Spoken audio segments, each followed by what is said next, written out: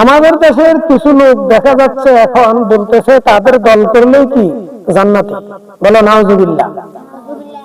কোনো ব্যক্তি গোষ্ঠী রাজনৈতিক দলের নাম, তাদের সাথে যোগ দিলে জান্নাত হয়ে যাবে। জান্নাতের স্রষ্টাকে, মালিককে, আর আল্লাহ স্রষ্টা, আল্লাহ মালিক হাদিয়ে দিয়েছে আমরা জানি রসুলকে।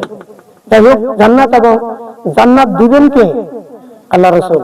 সুতরাং কোন ব্যক্তি গোষ্ঠীর দল করলে জান্নাত হবে এমন দলিল নেই। যদি হয় আমরা রাসূলের দলের অনুসারী হতে হবে। আমরা আহলে সুন্নাত ওয়াল জামাত জানি রাসূলের দলের অনুসারী হলে, রাসূলের দল কোনটা? আহলে বায়াত। রাসূলের দল কোনটা? রাসূল বলছে আমার পরে তোমরা আমার আহলে বায়াতকে মানিও, আমার আহলে বায়াতকে ভালোবাসো।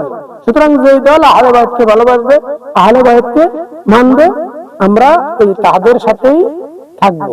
আহলে বায়াত যেই দলে, আহলে বায়াতের প্রেমিক যে দলে, আমরাও সেই দলে।